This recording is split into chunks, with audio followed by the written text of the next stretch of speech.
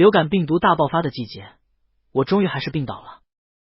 烧得迷迷糊糊的时候，我习惯性的给林博威打了个电话，告诉他我生病了，很难受。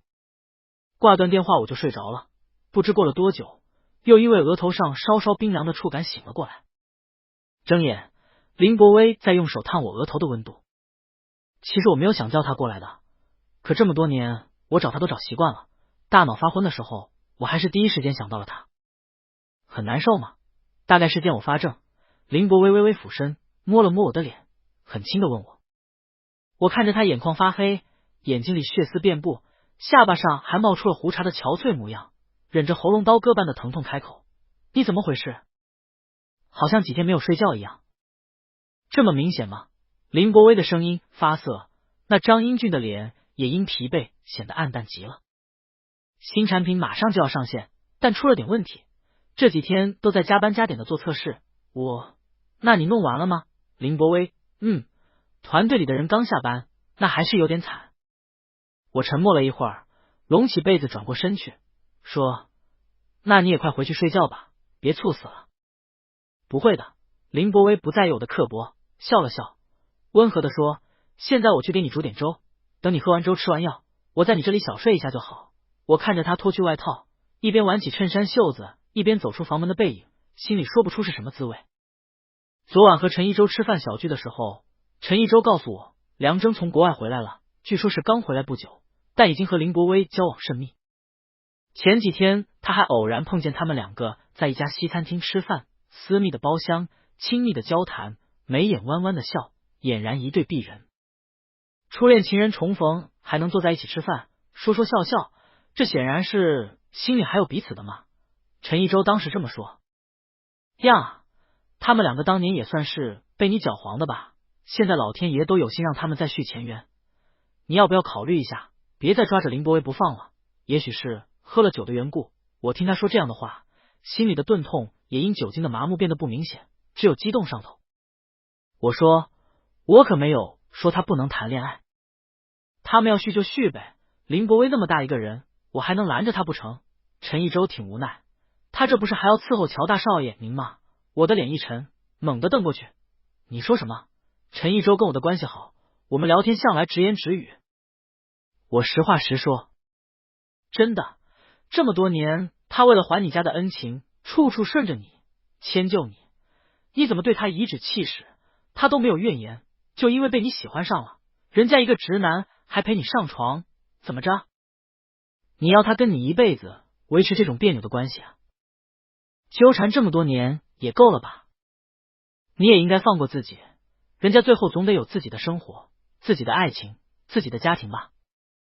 我知道这些话你可能不爱听，但作为朋友，我也是真的想让你解脱出来。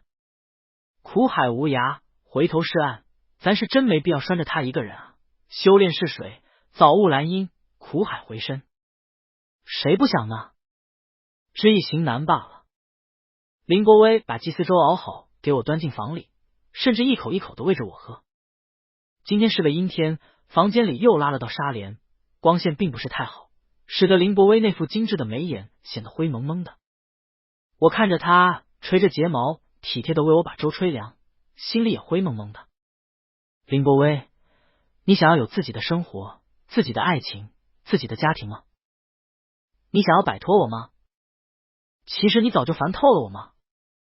我不断的在心底问出这些问题，其实我早就知道，这些问题的答案全都会是肯定的。咽下一口粥之后，我惯常的挑剔，太淡了，我不想喝了。林博威的动作一顿，问，那我再去加一点盐？不要。配一点榨菜呢？不想吃榨菜。我再去给你煮碗面？不吃。那你想吃什么？我什么也不想吃。说完，我不动声色地观察着林博威。一直以来，我都十分热衷于挑战林博威的容忍底线。林博威越好说话，我就挑战得越起劲。这一次也一样，我想知道林博威会不会因为我的无理取闹感到生气。遗憾又毫无意外的是，林博威没有，只他是语气变得严肃了一点，说，不可以。你病成这样，不吃东西怎么能好？而且你空着腹，待会儿怎么吃药？我抓住了他话里的漏洞，大肆渲染。我知道你很烦我，巴不得我的病快一点好，这样你就可以赶快走，不用再伺候我了。乔样，林伯威无奈起来，我没有这么想，你生病了，我照顾你是应该的。是啊，在你心里，我就只是个应该。要不是因为我爸妈养大你，你根本都懒得搭理我。你这个人好虚伪，烦死了。我缩回了被窝，大概因为情绪稍微激动，感到头更晕了，而且嗓子也很疼。我痛苦的咽了口唾沫。林伯威没有说什么，他只是放下了碗，在我床边安静的坐着。我闭上眼睛，听着他浅浅的呼吸声，很快又后悔了。说不定他都已经熬了好几个通宵了，本来可以回家睡觉的，又因为我的一通电话赶过来照顾我，我怎么还要对他这么坏啊？马上我又想到了陈一舟的话，林伯威可真是脾气太好了，我俩这么多年兄弟，我都总忍不住跟你吵架，他居然能顺着你这么多年。是啊，林伯威的脾气可真是太好了。不好的人一直是我，当局者迷，旁观者清，连我的好朋友都把话说到这个份上。我想这世上应该没有一个人会觉得林伯威是心甘情愿的供我驱使的，无论是身体还是别的什么。你回去吧。我忍着鼻腔深处泛上来的酸楚开口道，反正我现在的鼻音本来就很重，料想林伯威也听不出什么来。我不要你照顾我了。你怎么了？林伯威似乎有些错愕，俯身过来扶住我的肩膀，想要让我转过去面对他。我不肯，咬着牙抵抗他的力气，在晕眩中不耐烦地说，你怎么那么烦啊？我说了不要你管，你是听不懂人话吗？我打电话叫他来，又莫名其妙的赶他走。可是最终林伯威也只是叹息似的妥协。好吧，那你好好休息。几分钟后，外面传来了大门打开又关上的声音。我反反复复烧了差不多有3天，期间乏力昏沉，肌肉酸疼，很是折磨了一通。第2天的时候，林伯威给我发过一条信息，问我好些没有。我回复他特别好，不劳您费心，他就没有再询问。1个星期后，我好的差不多了，把自己收拾清爽，一头扎进工作间，画了一整天的画。下午，我妈打电话给我，说她到 B 市办事，问我有没有时间一起吃个晚饭。虽然我还不想见林伯威，但我妈都主动打电话了，我不想让她觉得我不懂事，就没有拒绝。晚餐时分，我和林伯威果然在饭桌上碰面。他来的比我早，我走进包间的时候，他和我妈已经在聊一些我不太感兴趣的话题。看见我，我妈只是说了声来了，林伯威则皱起了眉头，说今天这么冷，你怎么穿的这么少？在我妈面前，我不太好意思被他这样关怀，他本来就老觉得我娇气。小的时候，家里的保姆阿姨很宠我，我妈便经常把慈母多半这句话挂在嘴上，说的好像我的母另有其人，而她自己不是似的。好几天没出门，没想到外面这么冷。你们点菜了吗？我拉开椅子坐下，应付2句，赶紧转移话题。林伯威，点好了，点了你最爱的糖醋小排，你看看还要加什么吗？我妈看过来，淡淡道，差不多了，再加也吃不完。我默默地推开了林伯威递过来的菜单。这顿饭一如既往的吃的没什么意思，唯一让我有点意外的是，我妈这种不太为琐事分神的人，竟然也关心起林伯威的婚事。她说她有个朋友的女儿很不错，问林伯威有没有兴趣认识一下。林伯威含糊道，最近可能不是很有时间，我知道他肯定是不想见的，但在长辈面前听话惯了，就没用太坚决的话术。我忍不住开口，妈，人家林伯威说不定都快有女朋友了，你还是让他放弃吧，到时候真心错付可就太伤心了。林伯威疑惑的看过来，是吗？我妈爱体面，闻言便没再坚持。那好吧，我会转告他，也不是很关心林伯威的女朋友究竟是谁的样子，象征性的说了一句有时间大家一起吃个饭，马上就聊起了其他。吃完饭，离开酒店前，我去了趟洗手间。在洗手台洗手的时候，林伯威也在我旁边打开了水龙头，还问我，你吃饭的时候说的那句话是什么意思？什么？我什么时候快有女朋友了？我嗤笑一声，抽了张纸巾，一边擦手一边说，不是迟早的事吗？说完把纸往垃圾桶一扔，转身就走。乔样，林伯威立刻关水，从身后拉住我。我甩开他，表现出一丝不耐烦。你不用担心，反正这么多年我也睡够本了。你要是想谈恋爱就谈吧，我们就此结束。林伯威的表情变了变，问就此结束是什么意思？我看着他，一字一句，就是你自由了，再也不用屈尊陪我上床了，懂？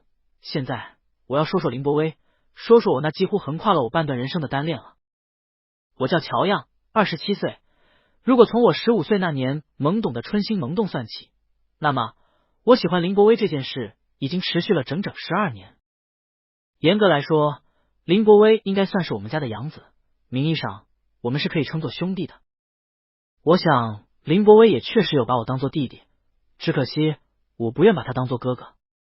林伯威的爸爸是个警察，在他14岁，我13岁那一年，我爸因为生意上的事情得罪人被绑架，他爸带队救援，在和绑匪的谈判和营救过程中不幸牺牲。林伯威的家庭条件本就一般，再加上他还有个生重病的妈妈，为了治病烧钱无数，他爸这个顶梁柱一死，家里一下子就垮了。所幸我爸妈都是比较看重社会地位和名声的人，他们实际上爱不爱好做慈善我不知道，但他们表现得很有慈悲心。林伯威是救命恩人的儿子，不能坐视不理。于是在听说他被少有的几个亲戚当皮球踢来踢去之后，他们把人接到了家中抚养，还宣布负责他妈妈之后所有的医药费。虽然即使这样，他妈妈的病也没有撑过几年，但我们家确实为此付出了数额可观的金钱。都说冤冤相报何时了，但其实恩情来来回回，对承受的人来说也是一场业债。林伯威自从踏进我的家门，就一直十分顺从我，哪怕我任性点、霸道点，他也愿意把我当弟弟宠爱和关怀。那个时候我以为他是真的喜欢我，直到中学的某一天，我去他的教室等他值完日一起回家，听到他同学对他说：“你的那个弟弟太任性了吧，简直跟个少爷似的。”我立刻站定了，没有推门进去。透过门缝，我看见林伯微笑了一下，说：“他本来就是少爷。”也是，毕竟是有钱人家的孩子，难搞也是正常的。谁叫你寄人篱下呢？没办法了，肯定得惯着他。林伯微闻言沉默。在他沉默的时候，我还心存希望，认为他一定会反驳这句语带嘲讽的话。没想到沉默过后，他却说：“是啊，要不是他爸妈，我妈的病没着落，我也不可能继续念书了。恩情大过天，我肯定要忍着他，对他好一点。”那个同学闻言拍了拍林伯威的肩膀，没有说什么，但神情很是同情。林伯威则是无所谓的笑笑。他们无声的交流中传递出一种信息，那就是应付乔样这样的大少爷真是累，真是忍辱负重。我气炸了，第一次意识到林伯威对我的好统统都是虚情假意，都是我父母对他的恩情置换来的。事实上他在忍耐我。我最讨厌虚伪的人，就像我爸妈，明明在家是相看两生厌，在外面却要营销他们的恩爱人设。挽手出行，亲密耳语，每个如同爱侣的角度都精心排练，令人作呕。有一阵子我真的恨透了林伯威，他靠近我1米之内，我都要让他滚。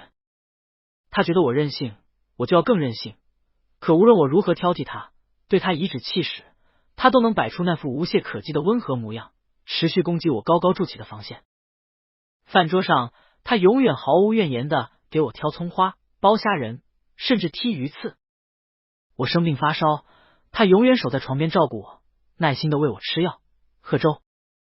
我说：“林伯威，我好累啊，你背我上楼睡觉吧。”他就在我面前蹲下身，从来不嫌我麻烦。林伯威，他真的把表面工作做到极致。爸妈都训斥我，让我别太过分，要有容人之量。他们竟都以为我是因为无法接受家里多了个编外人员而刁难他。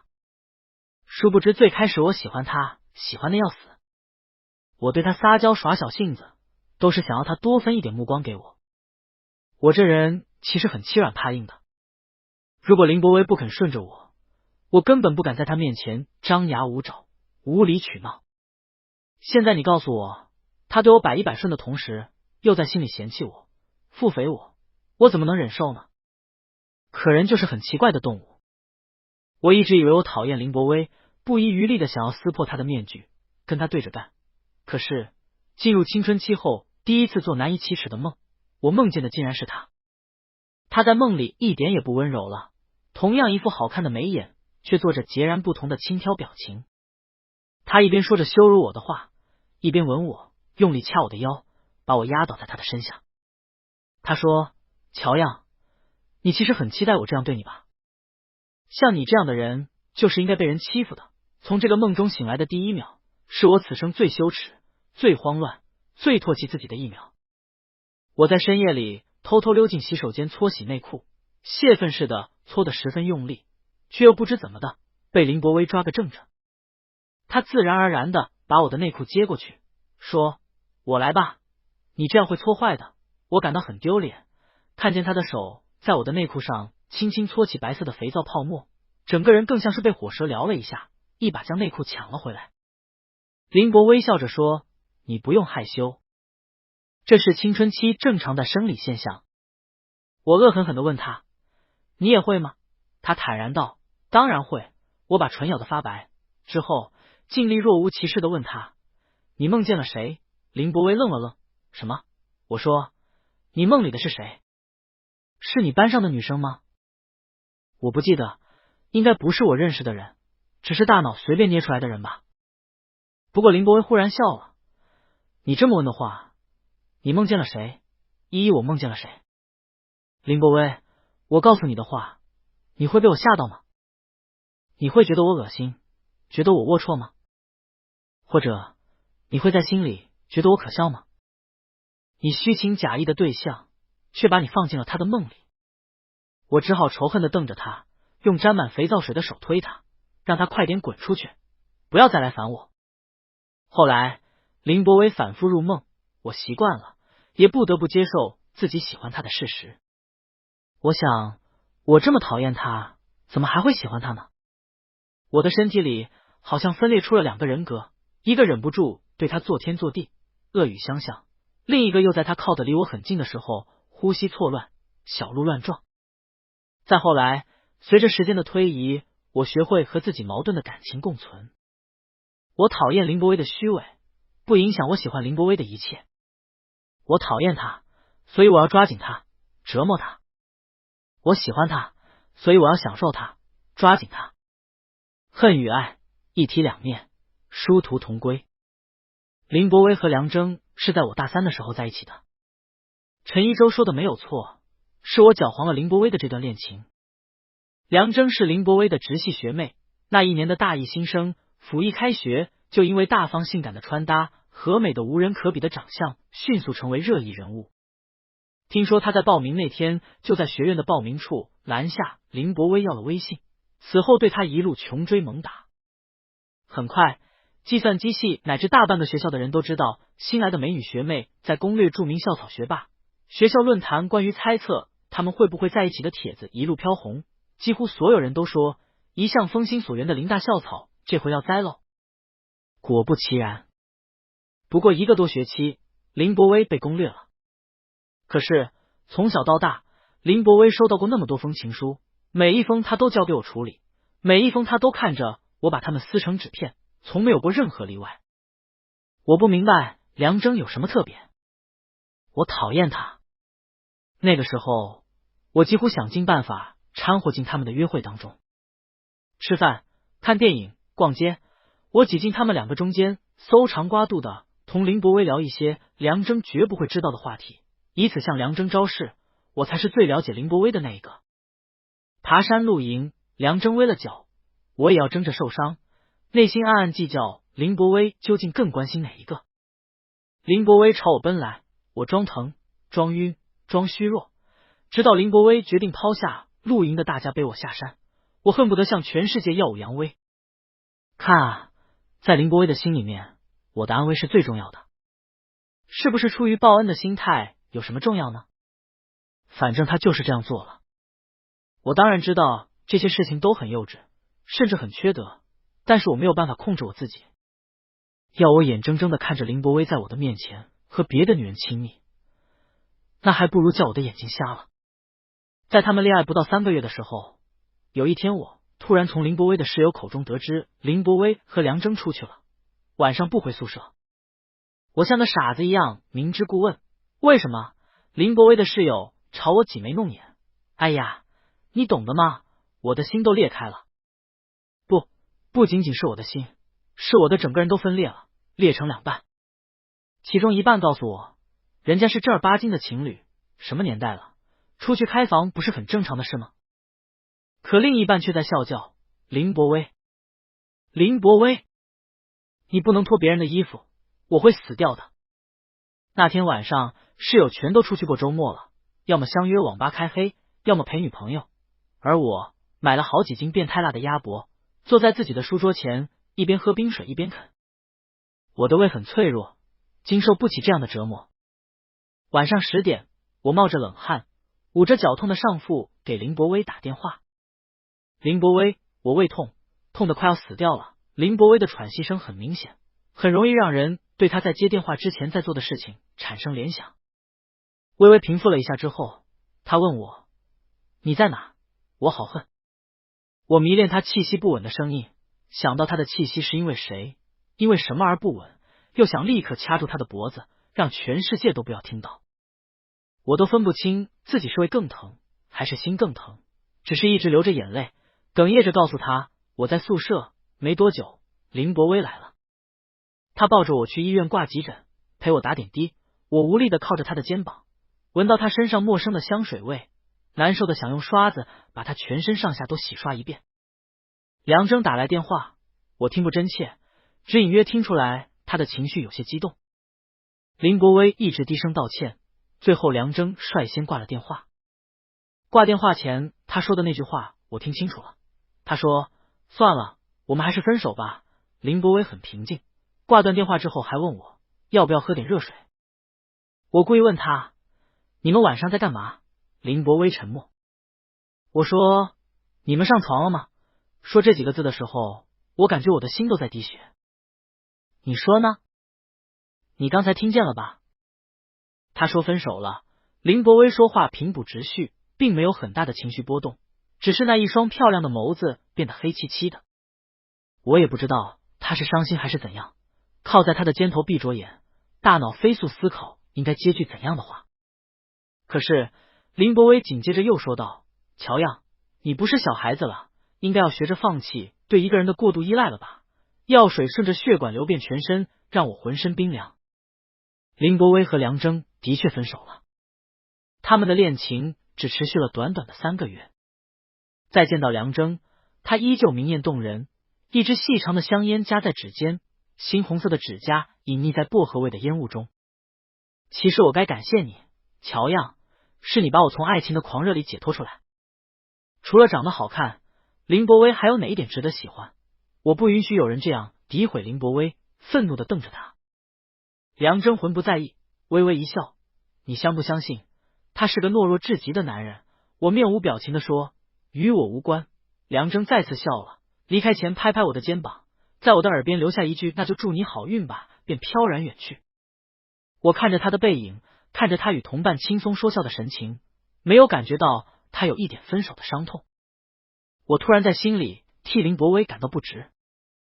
我想林伯威是很喜欢梁征的，毕竟他不露破绽的忍耐了我那么多年，最后却因为梁征破功了。尽管他把话说的曲折又委婉，看似为了我好，说什么学着放弃依赖，但我怎么会听不懂呢？他在向我表达不满，因为我胡作非为，搅黄了他的初恋，所以他终于忍不住了。他一直戴在脸上的那张面具出现了裂痕。后来在和梁征分手之后，林伯威有一阵子和我联系的不太频繁，我心碎万分，却也因为一些心虚，一些赌气，没有主动去找他。那也应该是这么多年来我们唯一一次可以称作冷战的日子。最后一切是如何恢复如常的，我都记不清了。总之大抵是林伯威出于他的责任心，又忍不住管了我。毕竟我总是在胡闹，而他偏以照顾我为己任。不得不说，虽然我憎恶过林伯威的虚情假意，但也还好他足够虚情假意。否则我真的连一点筹码都没有。其实，从他说出我肯定要对他好一点，并且被我听到的那一刻起，我就注定要在他面前有恃无恐了，对吧？大学毕业后，我认识了一个英文名叫做 Joey 的人，他的中文名我不知道，不过也没有关系，这并不重要。Joey 是画室的人体模特，一张极致妖孽的脸下面是一具比例和肌肉形状都完美到无可挑剔的身体，无论从什么方面看都性感极了。许多愿意来兼职做人体模特的都是比较急需用钱的人，但 Joey 不是。他说，只是因为这份工作让他感觉很刺激。是的， Joey 是个很喜欢刺激的人，他喜欢心跳的感觉，带我去飙车、跳伞，体验高空滑索。他也喜欢极致的体验，比如在乐声震耳欲聋的酒吧里与人贴面热舞、忘情拥吻，根本不在乎对方是谁。有时候我不太受得了他的放浪，但是和他在一起的时候，我又确实可以忘却很多烦恼，因此一次又一次的和他厮混。那时候我住的是一个一居室的小公寓， Joey 有时候还会在我的公寓留宿，但我不会让他睡我的床，他都睡沙发。因为听说我想要纹身，又担心后悔了不好洗去，他便问我对人体彩绘有没有兴趣。我跃跃欲试，他就带来了一些专用的颜料和画笔，说要在我的后腰处给我画个图案玩一玩。为了避免衣裤上沾上颜料， Joey 让我把衣服全部脱掉，趴在沙发上，臀部以下的部位盖了一块薄布。我感觉到柔软但冰凉的笔尖在后背的肌肤游走，忍不住微微颤抖。Joey 笑着说，你好敏感啊，还用手指在我的腰间轻轻划了一下。我瞪大眼睛转过头去，让他不要乱摸，他又笑着重复了一遍，你太敏感了。我有点不好意思，让他画得快一点，可是他仍旧慢慢悠悠，一支画笔在我的腰上游走。很久之后，画笔没有再动，我问他好了吗？他一直没有回答。我有点奇怪，正想回头，却忽然感觉他的嘴唇印在了我的后背。我吓得猛一转身，他顺势栖身上来，压在我的身上，气息不匀地说，你的身体太美了，虽然我一直是坐下面的，但是为了你，我可以滚开。我恼怒地说，谁要你为了我？我对你没有兴趣。Joey 并不死心，用力捏着我的下巴，想要吻我。试一试吧，我会让你舒服的。我气疯了，几乎跟他扭打起来，两个人一起从沙发摔到了地上。这个时候，公寓的大门忽然滴滴一声，我什么都还没有反应过来，压在我身上的 Joey 就被林博威用力掀翻了。我从来没有见过林博威这个样子，他像疯了一样，把 Joey 想在地上，不管不顾的挥舞着他的拳头。我怕出事，赶紧从身后抱住他，林博威，我没事，你不要打了。林博威这才停下动作，转头看我，我重申一遍，真的没事，他才终于肯罢休。停战之后， Joey 很生气，说林博威太野蛮了，扬言要报警验伤。我冷冷的瞪了他一眼，他最终还是因为心虚，骂骂咧咧的离开了。Joey 离开之后，林博威的情绪十分少见的失控了，对我吼道，乔样，你看看你都交的什么朋友？他从没有对我发过这么大的火。我愣了愣，才不耐烦的从茶几上拿起了烟和打火机。我交什么朋友关你什么事？你还抽烟？林博威抢下刚刚被我叼进嘴里的烟，眉头皱得很深。乔样，你到底怎么回事？我冷笑一声，你不是说让我不要依赖你吗？你还总是上赶着来管我，是要干嘛？林博威来我家从来不请自尽，自从我租了房，他便隔三差五的过来给我打扫卫生和做饭。我忘不了他说的那句放弃依赖，总是翻旧账，拿这样的话刺他。他一般都当作没有听见，这次却皱着眉头说，我不管你，谁管你？你那些不三不四的朋友吗？不要你管。我从地上站起了身，这才意识到自己他妈的浑身上下一丝不挂。林博威似乎也是才意识到这一点，跟着站起来后，居然弯腰把我打横抱起来，丢在了卧室的床上。我感觉自己的身体在床垫上弹了两下，一下子脑袋嗡嗡的。还没来得及爬起来，林博威从衣柜里抓出几件衣服，一件一件的往我的身上丢。穿！林博威站在床边，居高临下的命令我。莫名其妙，我跟他杠上了，瞪着他说，我不穿，我他妈就喜欢光着身子。林伯威阴沉的盯着我，忽然抓起一条内裤，抓住我的小腿就要往里穿。我被他抓得很痛，也不肯轻易顺他的意，一直用力的踹他。不小心踢到了他的胯间，他的动作顿住，表情变得痛苦了几秒。我立刻把脚踩上他的肩膀，想用脚把他推远。林伯威少见的骂了一句脏话，很突然的握住我的脚踝，把我往前拖了一点，直接把我拖到他的身下。他压了下来，问我：乔样，你什么时候开始喜欢男人的？我抬起下巴，不甘示弱的挑衅他：我天生就喜欢男人。不行吗？林伯威咬了咬后槽牙，喜欢男人也不能这样子乱来。我冲他冷笑：我就乱来，关你什么事？我说过的，我就喜欢和他对着干。林伯威满面怒容，口不择言的说：你就那么欠这话？他没说完就急刹车，深吸了一口气。可我当然听懂了他的意思。我盯着他，冷冷一笑：是啊，我就欠。你要跟我来一次吗？林伯威的脸一沉：真的和男人上过床吗？其实根本没有，但我故意气他。当然了，想跟我上床的人多得很。林伯威狠狠的咬住了我的嘴唇，血腥味缓慢的在我们的唇齿间渗开。我本来想咬回去，再把他推开，骂他疯子，可这个时候，我很清晰的感觉到了他的身体反应，立刻便走了神。他居然对男人有反应的。那时 Joey 在我的后腰正中间，腰窝的位置画了一柄剑，身上缠着毒蛇和玫瑰荆棘的长剑，剑尖直指我的臀部。不过这个图案我是之后才看见的。林伯威将我的身体翻转过去，嘴唇一路顺着我的脊柱往下吻去，并反复在腰窝附近流连的时候，我并不知道他在吻的是那柄长剑的剑尖，但我能感觉到他很喜欢那个图案。虽然在我问他好不好看的时候，他只是平淡的评价了一句：不要在身上画这些乱七八糟的东西。这是我们的第一次，费时费力。结束之后，天都完全黑了。我知道林伯威完全是被我激得上了头，男人嘛，总是这个样子，因此也没有自作多情。林伯威抱着我去洗澡，在往我身上抹沐浴露的时候，突然说：你能不能答应我，以后不要和别人乱来？凭什么？我本来闭着眼任他摆布，闻言立刻睁开眼睛。我年纪轻轻，血气方刚，你要我做和尚吗？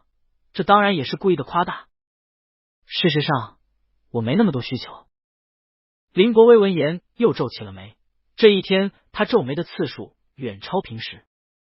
我心里的恶劣因子的活跃程度达到巅峰，促使我冲他挑了挑眉，得寸进尺的说：那要不然你给我做固定的床伴啊？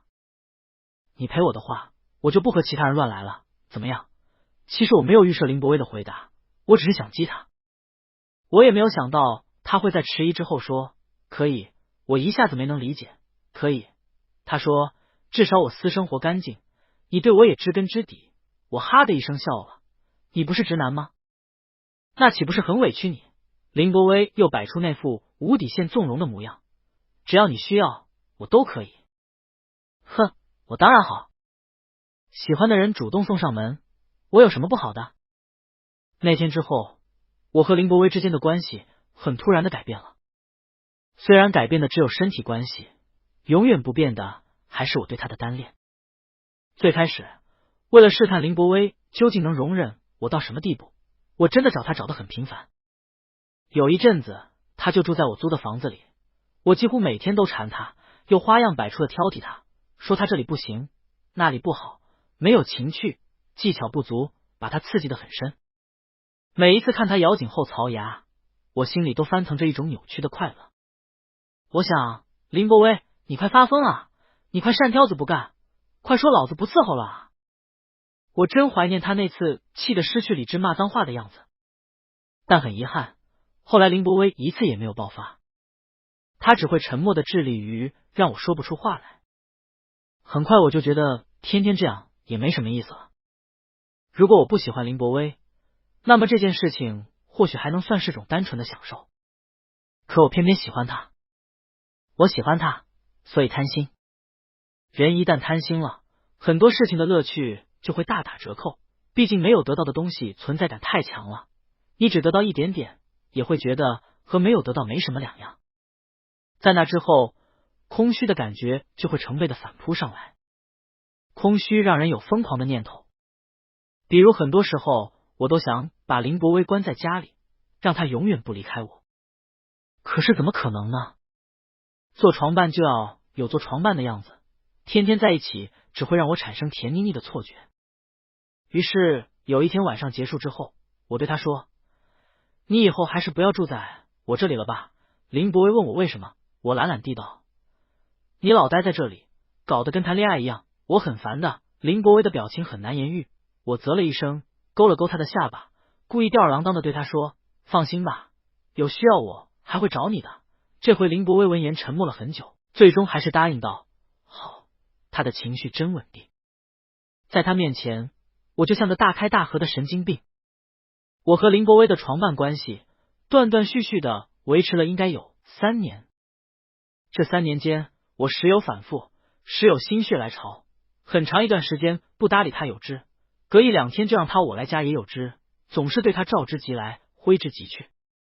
而他只要有时间，从来不会拒绝。其实我心里清楚，这种关系总会有彻彻底底结束的一天，但当这一天真的到来，还是因为他和梁征的旧情复燃，我心里又难受的要死。可能真是过了发疯的年纪了，如今他们旧情复燃，我就只想要逃避。伤心是拖延症的良药，我疯狂工作转移注意，终于把拖了好几个月的一幅画收了尾。完成之后，我把画装裱好，拍照发给向总，问他什么时候可以把画给他送过去。向总立刻回了，说随时恭候。说完就把话题丝滑的过渡到了私人邀约上面。听说最近有个艺术展不错，这周末你有时间吗？有没有兴趣一起去看一看？向明修向总，上市公司副总裁，30多岁，英俊成熟，对我的话感兴趣，很显然对我本人也感兴趣。可以啊，我灰灰的答应了。好多天没出家门了，总得出门去进行一些光合作用。这是我第一次答应向明修的邀约，他很快就打了电话过来，在电话里跟我约定了时间。周6下午，向明修开着他的大奔如约而至。原本我的心情还不错，但我没有想到会在展馆碰见林博威。就在我和向明修进门的时候，他和几个人一起从里面出来，站在他身旁的恰是梁征。于是在他看过来的时候，我往向明修的身边靠近了一点。向明修看了我一眼，然后笑着跟林博威打招呼。他们原本就是认识的，而且向明修也是因为在林博威的办公室里看见了我的画，表示很喜欢，才通过他认识了我。林总，这要巧，向明修说你也来看展。林博威，是啊，和几个朋友一起。向明修问，这是要走了吗？我朋友他们要走了，我还有时间，想留下再看看。林博威顿了顿，脸上挂着一副标准的社交式笑容问道，不介意我和你们一起吧？之后梁征和其他几人离开。离开前我们打了个不痛不痛的招呼，他还对林博威说，百威，答应我的事你不要忘记啊。林博威承诺他，放心。我忍不住在心里翻了个白眼。展厅开放到下午5点半，我们也差不多就待到这个时候。这一天，向明修和林博威的表达欲似乎都出奇的旺盛，常常站在我的身后，针对展品和画作发表自己的见解。林博威平常也不是这么多话的人，也不知道是真的跟向明修聊得来还是怎样，真的有点烦。到了散场的时候，林博威提议大家一起吃个晚饭。今晚还是算了吧，向明修笑着拒绝，我好不容易才约到乔样，餐厅我都已经订好了，你应该不会非要打搅我们吧？不好意思，是我唐突了。林博威面露遗憾，那向总，我们下次再约。说完看向我，走近轻轻拍了拍我的肩膀，略微低头，在我的耳边放低了声音，乔样，你也是，下次再约。我面无表情，约什么？林博威，我们不会有下次了。既然决定一拍两散，我决定给自己一个仪式。这个仪式就是删掉我家大门指纹锁里林博威的指纹，从此不允许他随意出入我的家。当然，我也没有再主动联系他。有一个晚上，林博威不请自来的过来找我，发现他没有办法在打开我的家门之后，疯狂按门铃，接连的叮咚声搅得我的神经都痛了，简直想要捂耳朵。可是进门之后，他又没有表现得很着急，依旧是那种温和的语调，问我怎么把我的指纹删了。我说你找我有事吗？林伯威没回答，还是在问指纹锁的问题。你把指纹锁重置了吗？他怎么能问得那么理所当然？这里是我家，又不是他家。我不是说了吗？以后我们各走各路，你谈你的恋爱，我谈我的恋爱，既然这样，就没必要让你随意出入我家了吧。所以到底有什么事？林伯威目光沉沉的看了我一会儿，才道：我好像落了份文件在这里，他之前确实有的时候会在我的书房办公，我没多想，让了条道给他。那你自己进书房去找吧。结果他在里面翻了半天，出来之后两手空空，告诉我可能是我记错了。我有点奇怪，他不是这么粗心的人。林伯威也没立刻走，又向我要了杯水。你已经有恋爱对象了吗？喝水的时候，他一副要和我谈心的架势。我撇撇嘴说没有。林伯威，那为什么你刚才说你谈你的恋爱，我谈我的恋爱？我是不是可以理解为你在搪塞我？我哽了一下，我正在物色，不可以吗？是可以，林伯威温声，但我记得你说过，你不想把自己困在一段关系里面，怎么现在忽然又想恋爱了呢？他不断发问，而我并没有准备那么多答案，只好信口胡说，年纪大了，想法改变了，不正常吗？林伯威闻言沉默，轻抿了口杯中的水，才又问，你正在考察的对象是向总吗？我皱起了眉，可能是，可能不是，跟你又没有关系，你到底还有多少问题？可不可以一次性问完？林伯威就没有再说什么，喝完手上那杯水离开了。向明修开始隔三差五的约我，而我则随心情应约。我也不知道世界怎么会那么小，在我和向明修出去的时候，有好几次都遇见了林伯威。他出没于酒吧、画廊、台球馆、高尔夫球场，各种场所，一直在我眼前晃啊晃啊，晃得我真的很郁闷。怎么你越想躲避一个人的时候，就越是要遇见他呢？我瞪着他问，林伯威，你不会又搞什么花样监控我吧？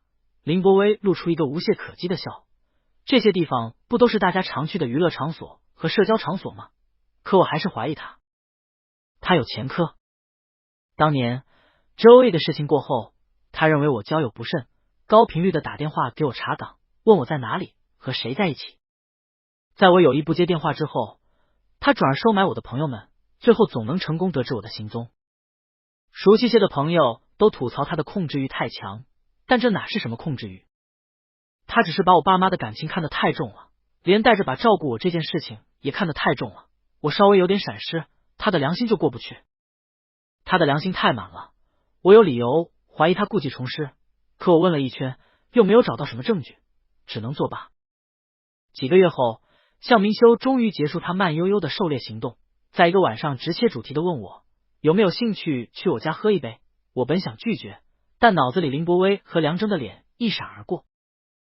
这天我才刚在商场遇见他们，他们站在一家香水店里，似乎正在试香。我看见梁征低头嗅了嗅试香卡，然后递到旁边示意林伯威闻。林伯威微微侧过头，然后轻笑着摇了摇头。我立刻转身走了，真不想看见他们站在一起，一秒也不想。阿样，向明修的询问让我回过了神。我暗暗咬了咬舌尖，鬼使神差的答应了。不就是换个床伴吗？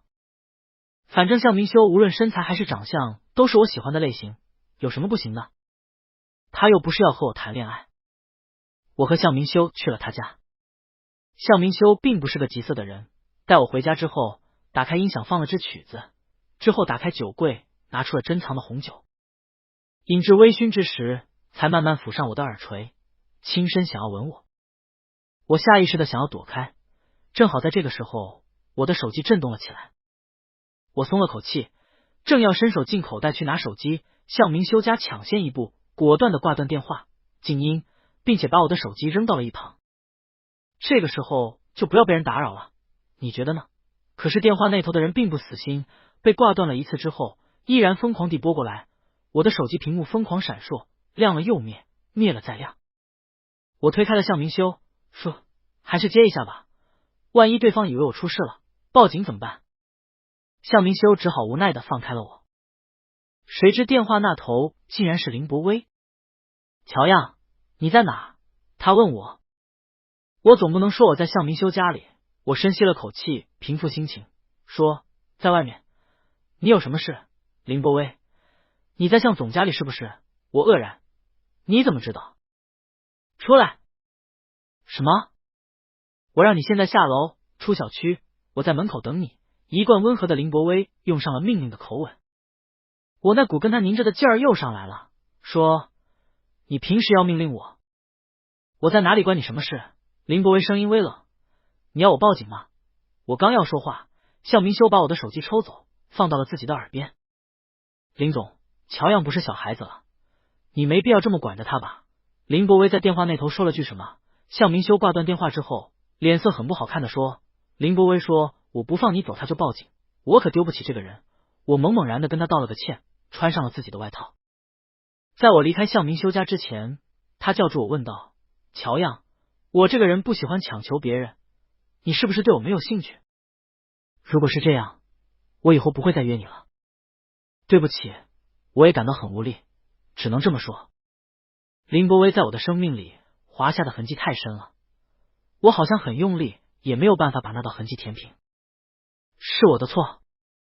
林伯威的车应该是进不来小区，就停在外面的马路上。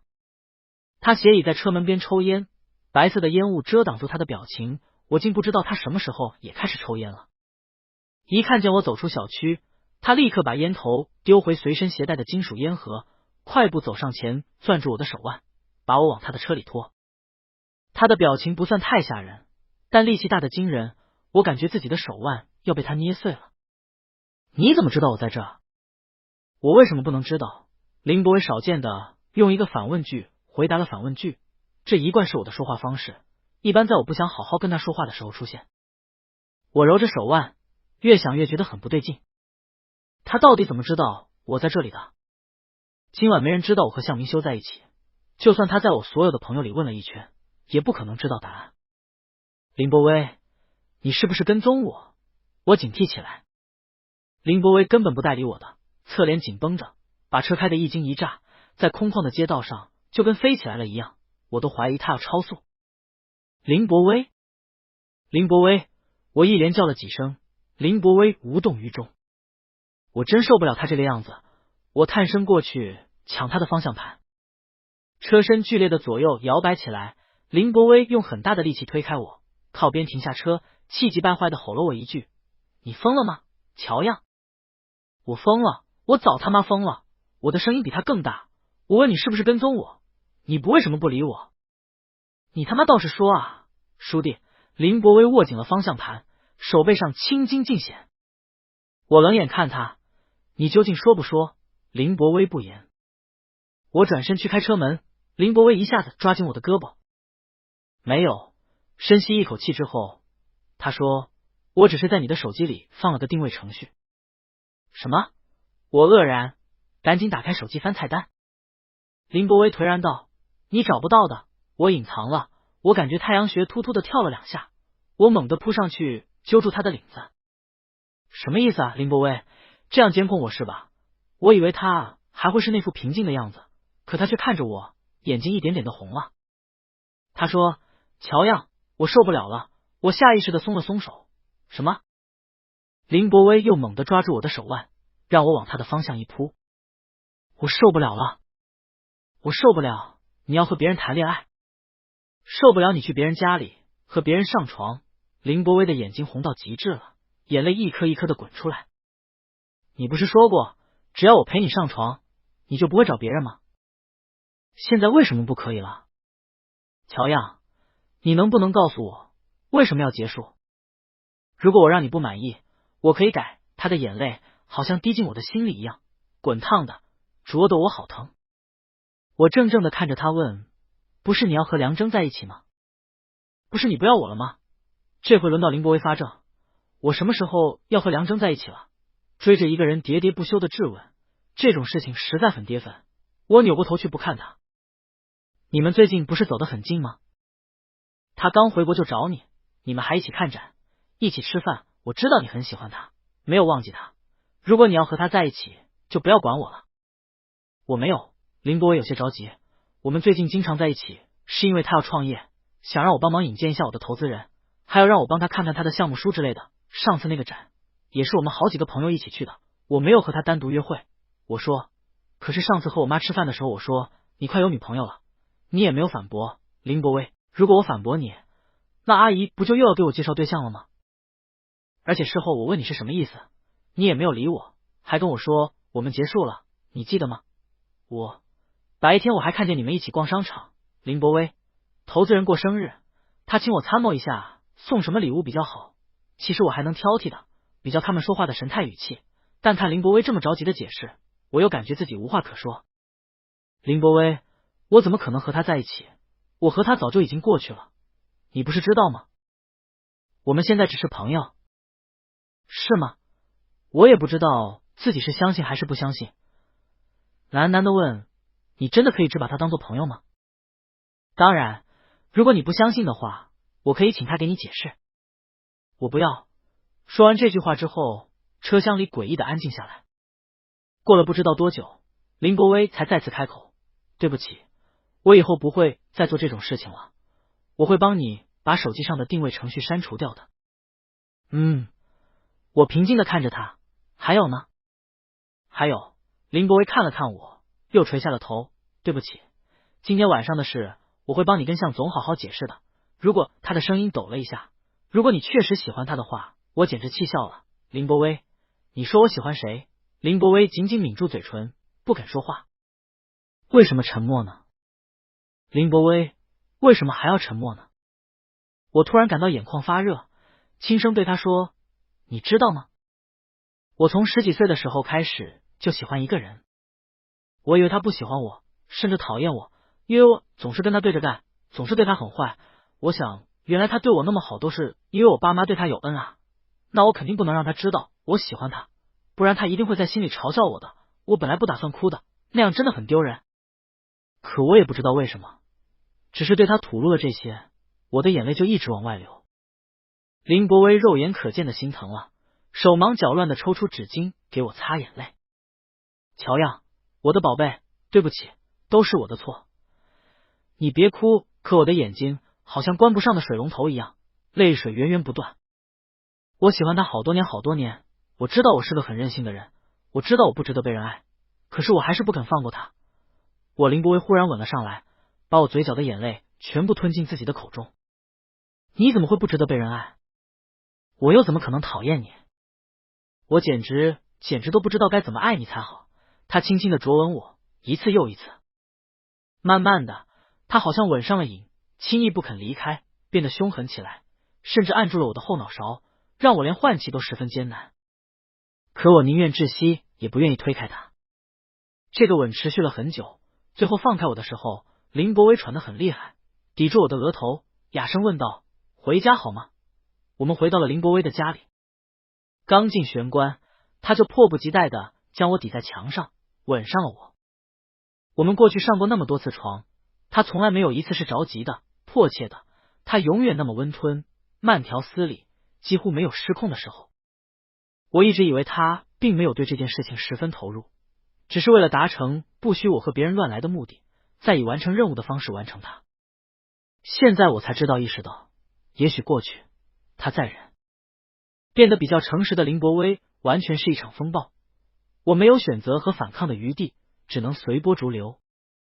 宝贝，他以一种如此新鲜的方式称呼我，令我耳根发烫，不自觉的蜷缩起脚趾，仿似陷入一种迷情的晕眩。他掐紧了我的腰，而我的指甲深深的嵌入他的皮肤，因为爱意已经无从宣泄了，只能以疼痛彰显。我在不定的视线里看见他的眼睛，我都不知道他的长睫毛上沾染的是汗水还是泪水。我伸手抚摸了上去，他捉住我的手，吻遍我的每一根手指。我忍不住喊他的名字，林博威。他忽然紧紧的抱住我，而我的耳边说，我爱你。那一瞬间，我那颗在他身上漂浮不定了10几年的心脏陡然落回胸腔。林博威，你应该不会明白这3个对我的意义。总之，在我内心最深处的那一块枯萎之地，会因为这3个字迎来第一声春雷，第一滴雨露，第一缕阳光。从此以后，万物生长，草长莺飞。郑文完、番外后日谈在一起之后的某一天，林伯威参加高中同学聚会。乔样终于考了个驾照，和汽车正是热恋期，因此自告奋勇的开车去接他回家。饭店的屋檐下，林伯威和他的一个高中同学一起等车，随意的闲聊着。乔样顺着旁边的斜坡，把车开到了饭店的正门口，放下车窗，很热情的和林伯威的同学打了个招呼：“小杰哥，是你啊，好久不见了。”这个人叫做陈书杰，就是当年对林伯威说：“那你不觉得你的那个弟弟有点任性吗？”高中的时候，他和林伯威关系不错，乔样也就跟着林伯威认识了他。陈书杰对乔样自然也是印象深刻。多年未见，对着乔样那张漂亮到极致的脸，以及他热情的笑容，陈书杰反常的磕巴了一下：“是小样吗？”“确实好久不见了。”乔样客气的说：“有空一起吃饭啊。”然后在林伯威上车之后，亲自给他系上了安全带，还亲昵的摸了下他的脸。陈书杰看得目瞪口呆。回家的路上，林伯威阴阳怪气的说：“你的记性真好啊，居然还记得陈书杰。”他记得乔样和陈书杰都没有见过几面。乔样自然接收到了他的弦外之音，很吃惊的说：“不会吧，林伯威，你不会是在吃他的醋吧？”“我不该吃醋吗？”林伯威说：“我有那么多同学，你都记得几个人的名字？”乔样笑了，把当年自己听见的他们之间的对话告诉了他，并且强调了自己的耿耿于怀。林伯威沉默之后讪讪的说：“我怎么不记得了？”乔样就笑：“不记得就算了，要不是今天看见他，我都要忘了。”可是林伯威是真的不记得了，不是在装。他苦苦回忆了很久，才终于在睡觉前之前勉强想了起来。林伯威爸爸刚出世的那段日子，也是林伯威人生中自尊心最强的一段日子。他的爸爸因公殉职，是个英雄，一下子很多人都把目光集中在他的身上。学校老师宣扬着他爸爸的事迹，说林伯威同学家里现在遇到了一点困难，组织同学们踊跃捐款。林伯威不是不感激的，但他感激的同时，也觉得好像所有人都在可怜他，他一下子变成了弱者，他不喜欢这种感觉。后来，乔样的爸爸妈妈收养了他，一下子境遇扭转，有些人看他的眼神又变了，好像他因祸得福，捡了个天大的便宜。林伯威也不知道是不是自己太敏感，总之说不出来的别扭。在陈书杰说乔样简直是个少爷的时候，林伯威的思绪只是飘了飘。他想，乔样那么娇气，受一点点伤都要哀嚎半天，他当然是个小少爷了。于是林伯威笑了一下，说他本来就是少爷。陈书杰又说也是，毕竟是有钱人家的孩子，难搞也是正常的。谁叫你寄人篱下呢？没办法了，肯定得惯着他。林伯威便沉默了。他也不知道陈书杰是不是有恶意，是不是在反讽什么，他只是下意识的不愿意让人觉得他窝囊软弱，连个同龄的男孩子都搞不定。所以他顺着陈书杰的话说，强调了恩情，以此表达自己并非任人拿捏的软柿子，只是无可奈何。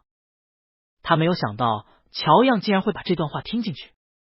睡觉前，林伯威愧疚的搂住了乔样，对他道歉：“对不起，宝贝，我当时只是自尊心作祟，不是真的觉得你很讨厌。”乔样困得打呵欠，也不知道他突然来哪出啊了一声。林伯威，就是你说的，我和陈书杰说的话，我不是真的觉得你很烦，我就是怕他觉得我事事顺着你很窝囊，所以故意在他面前那样说的，这样会显得好像我是有苦衷的样子。那你有苦衷吗？乔样在这个时候睁大了一双眼睛，圆溜溜的，显得很无视。林伯威赌咒发誓，真的没有，我真的是想对你好的，无论是以前、现在还是以后，我对你好这件事情永远没有苦衷。那就行了。乔样咕哝一句，也翻个身回抱住他，好困了，睡觉吧。如果让乔样回忆自己做过的傻事，那固执的认为林伯威对他的好不是真心实意，应该会是其中存在感很强烈的一件。但是没关系了，大家都有犯傻的时候。就像林伯威，他也曾经认为乔样是真心实意的很烦他呢。番外，林伯威篇。林伯威第一次见到乔样的时候，就觉得她像个过于精致的洋娃娃一样，圆圆的大眼睛，微微带些自然卷的头发，笑起来唇边两个酒窝，可爱的让人心颤。他想，这样的男孩子就应该被人捧在手心里面的吧。所以当乔样的手指不小心被扎破，可怜兮兮的伸到林伯威面前给他看的时候，林伯威耐心的给他贴创可贴。当乔样不想写作业，哀求林伯威哥哥帮帮我的时候，林伯威熬夜写2份练习题，还要费心模仿他的字迹。当乔样听了鬼故事不敢一个人睡觉，抱着枕头去敲林伯威房门的时候，林伯威允许他霸占自己的床，哪怕他睡相不好把自己踢下床，林伯威也只是默默的把被子捡起来给乔样盖好，自己再重新窝到一个小角落。虽然林伯威只比乔样大1岁，但他早熟，把乔样看得清楚明白。他知道乔样表面上任性骄纵，实际上却很缺爱。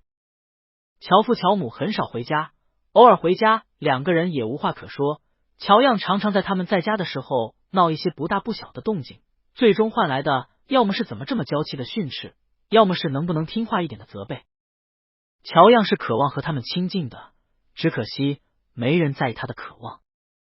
林伯威到来之后，他发现林伯威会在意他的小题大做，所以把所有的闹腾都转移到林伯威身上。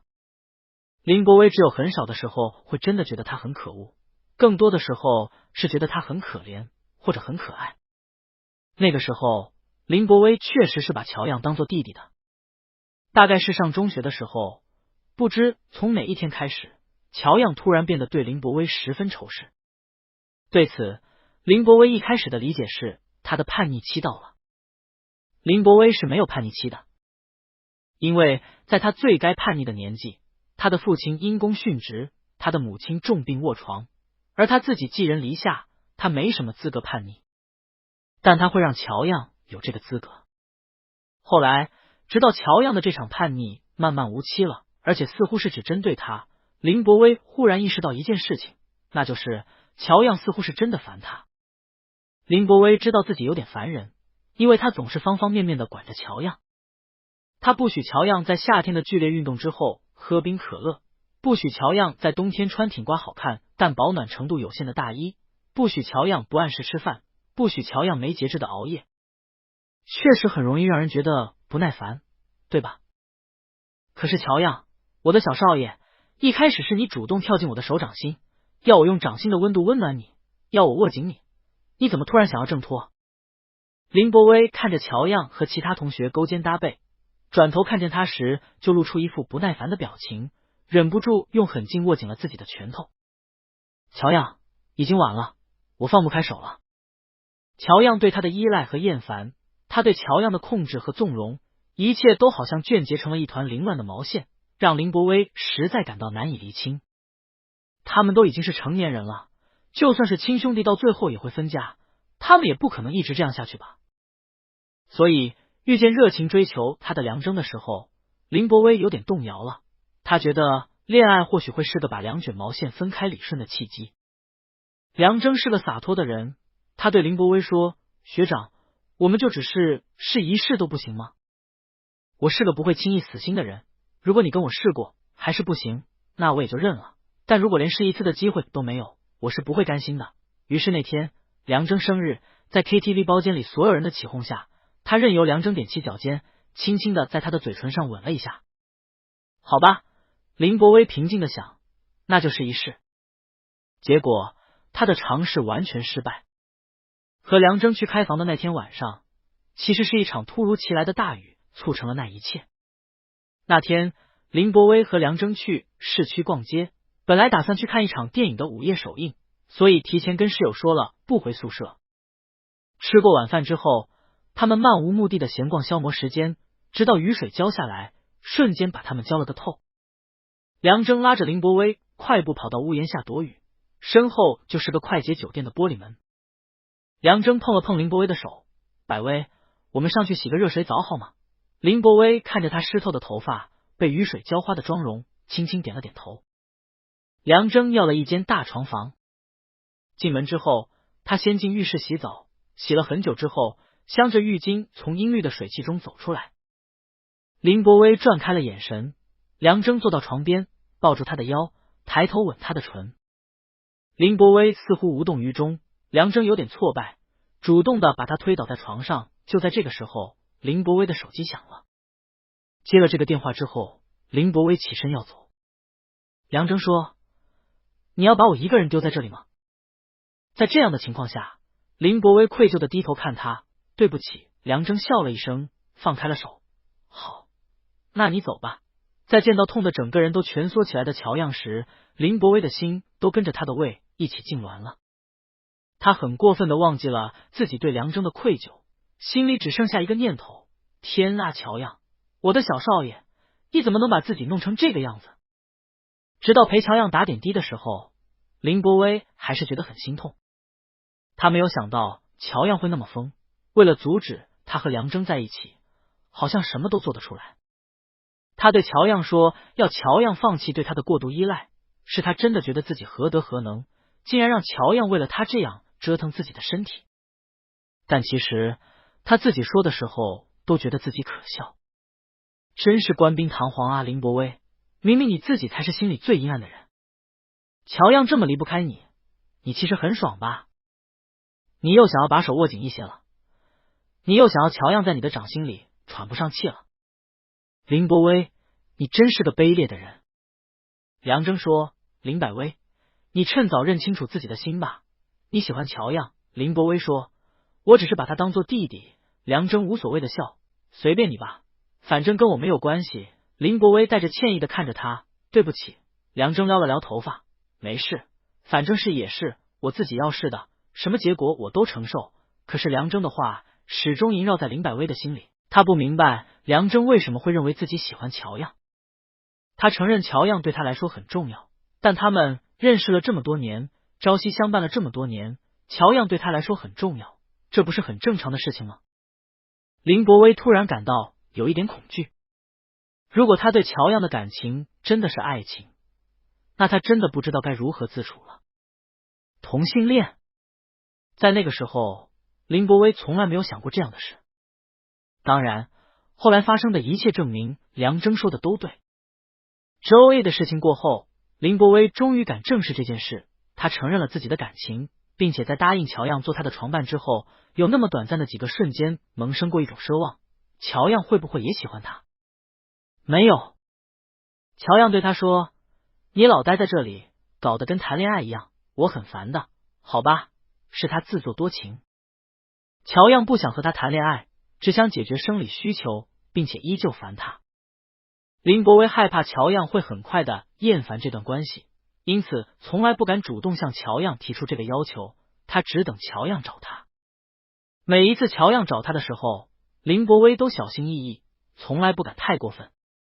虽然他爱意满意，控制欲爆棚，想要在乔样身上绑漂亮的结，想要听乔样求饶。或许他的爱在这天长日久的忍耐和沉默中异化了。看见乔样和向明修交往，林伯威是真的想过要把乔样绑起来。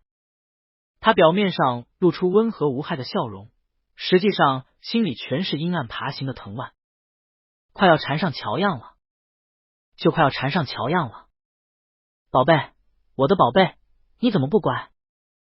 你说过只要我陪你，你就不会找别人，还是说你根本已经爱上他了？直到乔样流着泪向他表白，炽烈的火席卷了林伯威，烧光了他所有的藤蔓。我眼睛里带着爱情，就像是脑门上带着奴隶的印记。乔样，我的宝贝，我绑不住你，我的心脏都捏在你的手里，我是你的奴隶。